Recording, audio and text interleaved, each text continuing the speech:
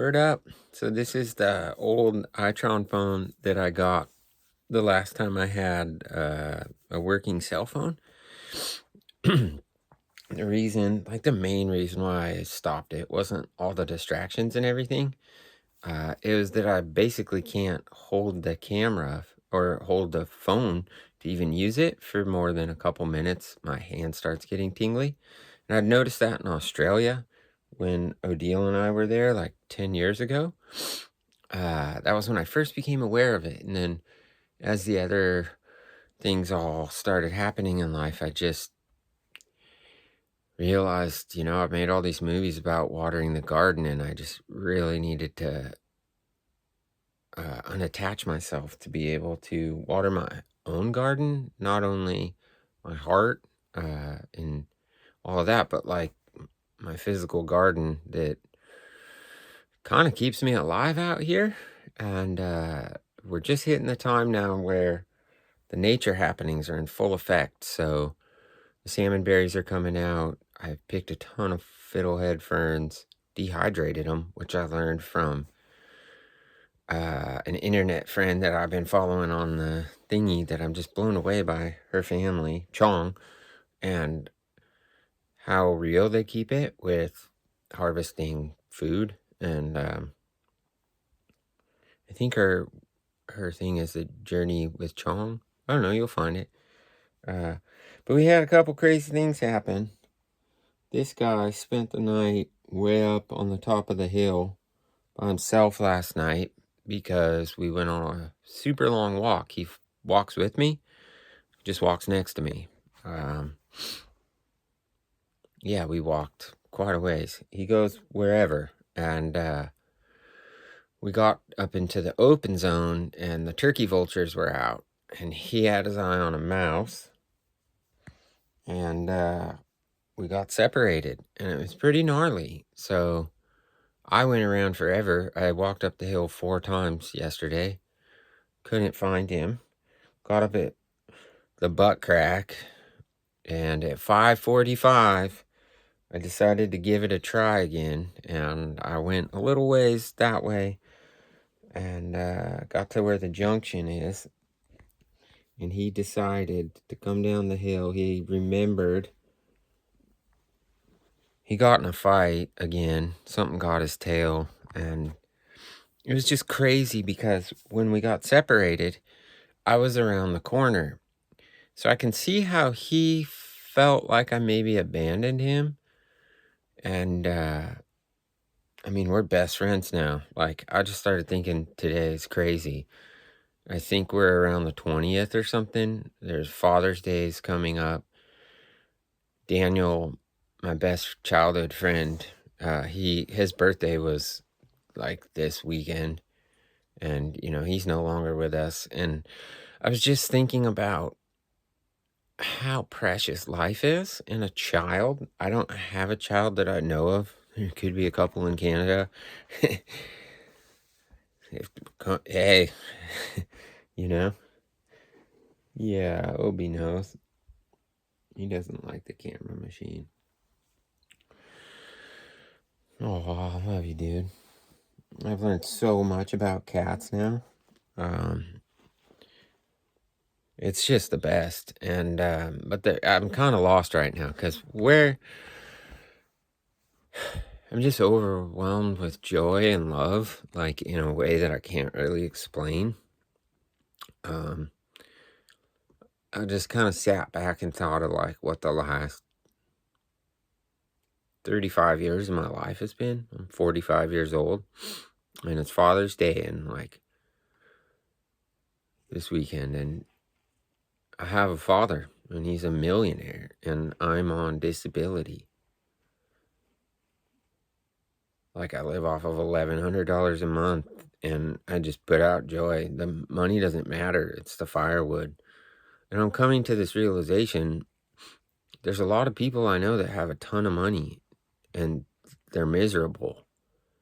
And I just want to give them a hug and tell them, like, that dollar bill's no different than a baseball card. You're looking at a $1 bill has this guy named George on it. A $5 bill has this guy named Abe on it. they weigh the same. $100 bill, I don't even know who's on it. Ben Franklin, maybe? Weighs the same as the $1 bill. There's no actual value in it. It's just like baseball cards. Like, why is the Ken Griffey Jr. one worth more than Harold Reynolds? They're the same amount of ink, the same size. So I've really just been sitting with this, thinking like, you know, I've tried to ask my dad back into my life many a times, but I've seen this thing about, you know, a soft heart, but a strong backbone, and I think it's the opposite way. I don't know how much trauma that he's gone through and his wife, and it's just, it doesn't work. So I'm sitting here and I was thinking about how confused this guy was with like being a runaway out in the wilderness. He just shows up under my house in the winter and I take him in. We go on car rides, take him down to grandma's house, my mom. And I'm like, man, this may be the closest thing that I ever get to have to a son. And it shook me up, like knowing that he was just out in the bush, you know? And that those 4 trips, I was like, I have to learn to unattach. And I'm just going to pray to God that, you know, kind of make a deal with God. I was like, hey, God, I know you're not the God that's on their dollar bill. You're something that's in my heart and in everybody. And whatever you are, you've made this thing exist, and they call you God. And but I think of good, you know.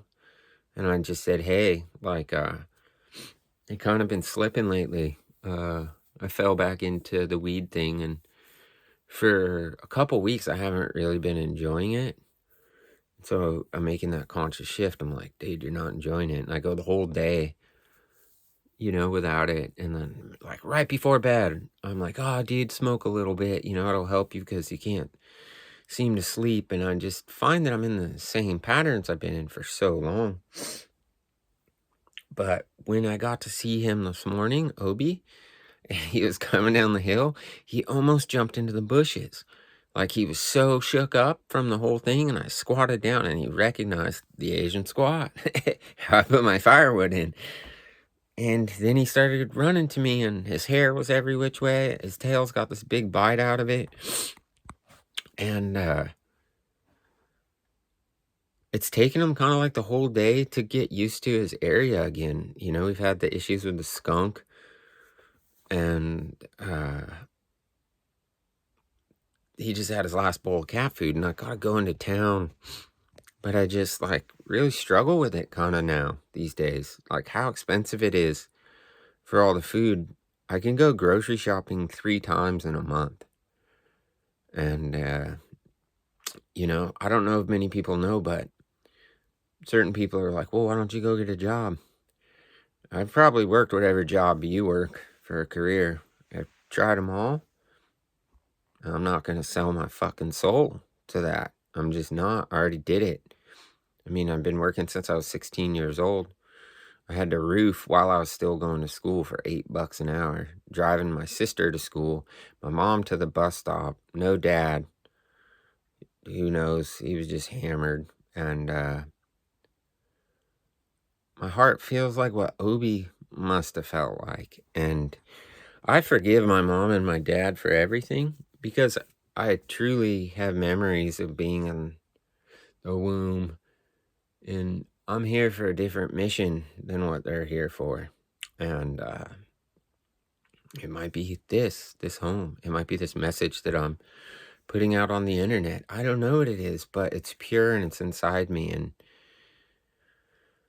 it's a very dense world. And the other side of me that had to experience all of that never like fucked anybody over, but found comfort in the chaos of the city and the hooking up with chicks and the this like rebellion thing. It's all out of me. Like it's all gone. I'm just this. I'm not even Dave. They named me that, you know? And I got to surf, yesterday or the day before. And, you know, it just kind of trips me out because there's a beach down the way that there's probably 200 people there. And I'm just out in the ocean all by myself in a place where I've never even had anybody paddle out. Only one time on the other side. But I've never had anybody even paddle out where I surf. Like, you're surfing with God, you know? It's just me and the seals, the sharks, the sea otter, all my fish friends, the eagles, the cormorants. And I feel at peace around that. When I go back into that to go get the groceries, I really enjoy the people that I see, like the girls at the coffee stand in town. They're so nice to me. And Kylie down in Montesano, she's so nice to me. Everybody, the people at Bi-Mart, I basically only shop at Bi-Mart and the Ocean Shores Liquidation Market. That's all I can afford. And if I'm in town, I'll go to the Thriftway. But it's just kind of wild because I'm in between these two parts where I'm seeing this complete experience of what I had just kind of fading and disappearing. And it's like, you know, my whole life I wanted to write a book about everything I experienced and saw and felt. And it's crazy stories. It's a miracle I'm alive.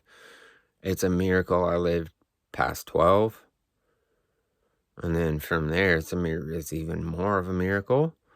But the fact that I'm here at 45, it's like, some people live to be 90. So I'm at that part of the coin collectors, where it's flipping over, you know? You got one side, it's got some bird and some fascist shit on one side, and I don't know what it is. I don't know, the symbolism, I just finally stopped even trying to, like, analyze any of it.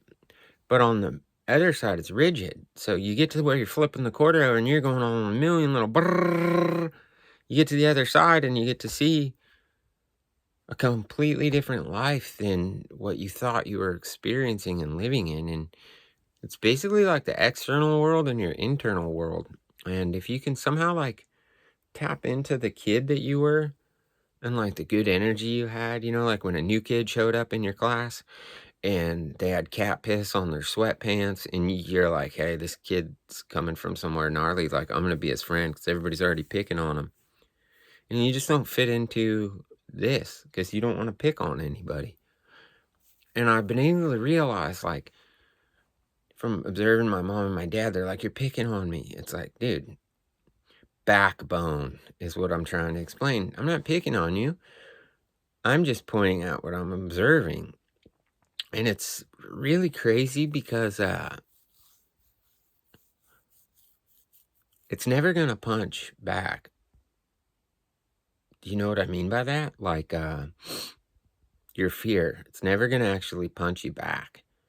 And if it does, you're still you, no matter what. Like, I'm always going to be that thing that generated the memories I remember in the womb before I was here. And that was the same thing I saw when I drowned.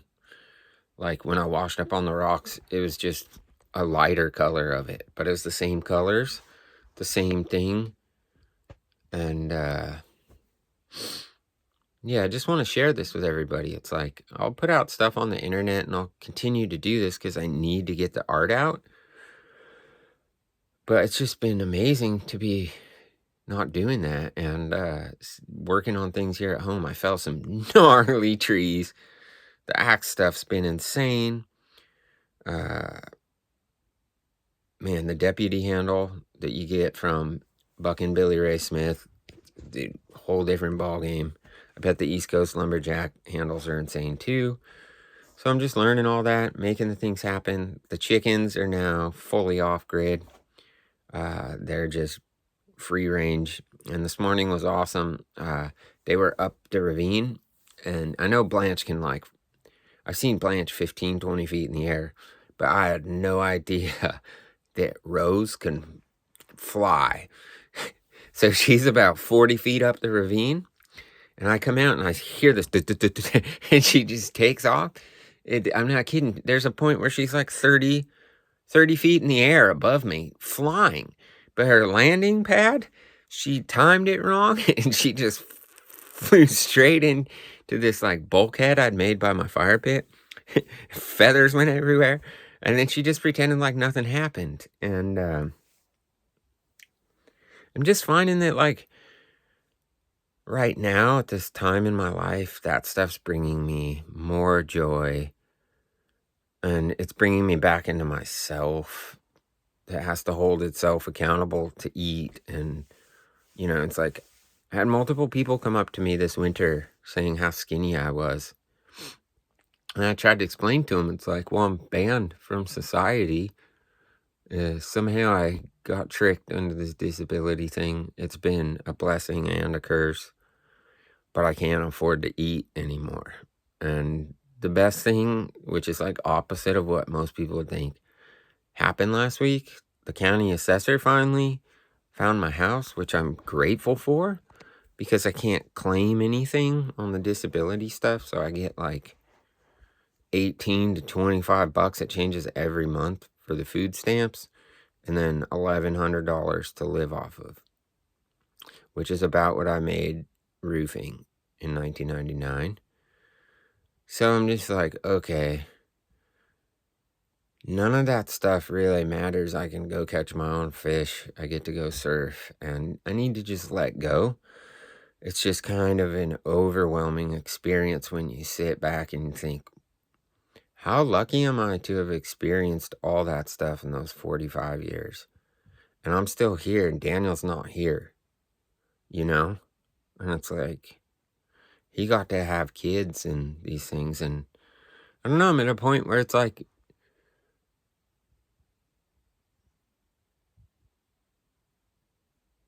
I'm letting go of everything I thought I knew,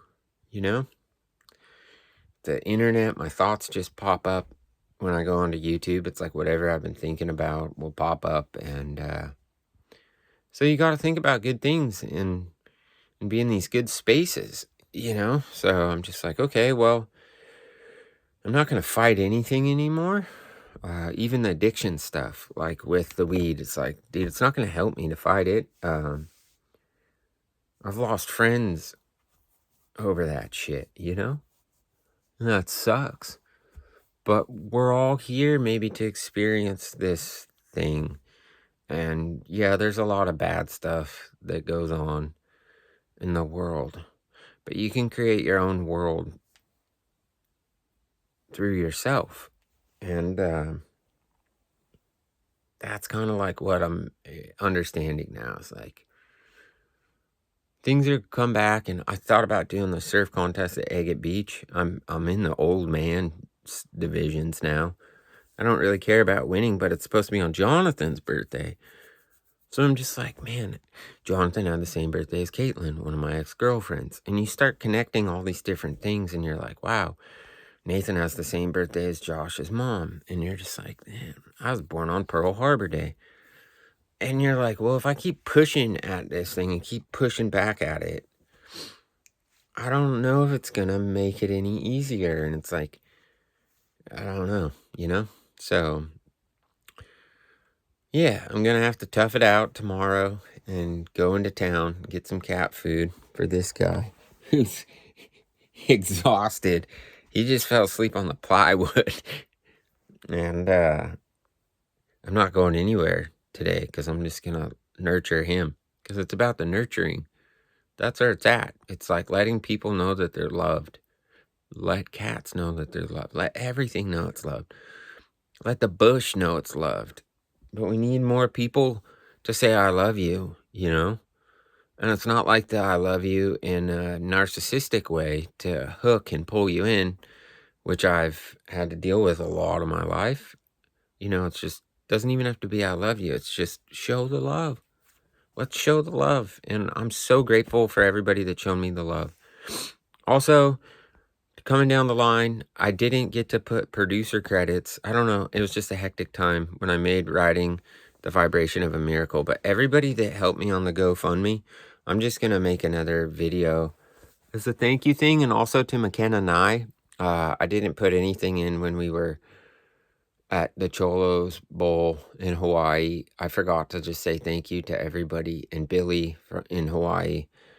I just spaced on all that, and so I'm going to put together something pretty soon, and just a nice thank you video to everybody, because I truly am thankful for everybody, like even my dad, you know, all of it. I'm thankful for everything. It's amazing. Oh, see, he's all jittery. When I just touched Obi, he got nervous. So, yeah. I'm going to be creating a lot of art in the next little while. But it's just going to kind of be as it's supposed to be. So, it's been really nice to be surfing a lot. That was very much needed. And then also, Troy, down the way, he hooked up a bunch of material. Neighbor Greg's got a wood stove coming for me for doing the roof, or helping to do the roof for him. And it's just really neat to think that those people are showing up. And hey, Dad, if you're watching this, you know, you're welcome to show up, but you got to put the energy in, because I just don't really have any more energy. And to any other kids that see this, you know, and you've had to deal with the same things that I've had to deal with, you know, happy Father's Day to you for taking care of yourself and for showing up for yourself, because you're still here. And happy Father's Day to your mom, or to your friends, or to anybody that was able to step in and help you along the way. Because we have all these weird holidays. I don't really celebrate any of them. I don't. I've done it enough, you know. Even the birthday stuff, it's just like whatever. But just show love to anybody, just, you know, and we can help navigate ourselves into a better blueprint for this existence than what we're living in right now. Yeah, so thanks for all the love and support. New stuff coming down the line. I've been playing a lot of music lately too, so I just got to tap back into. It's a different version of myself now, because I was so shattered as a kid. So many different personalities and alterations were forced upon this thing through what I experienced. And I don't know if I really want to sing about the same kind of stuff anymore. I'm just going to see what happens. So there's a really long 23-minute ramble. Yeah, I'm cold. I'm not used to holding this phone. I keep switching my hands because the thing, but we've had some marine layer happenings and onshore winds, but there's little windows, and Obi and I are going to get a fire going and just call it a nice mellow day. So happy day to you. I'm going to try to upload this. It's probably going to send to the computer a lot faster than the Canon camera, but thanks again to Mike for the batteries. Yeah, lots of art stuff's coming down the line. It's just the art I'm doing right now is planting food and harvesting food. So going surfing, that's art. Enough rambling. Love you, all of you. Have a good one, and keep up all the rad. The camera lens is over here. Yeah.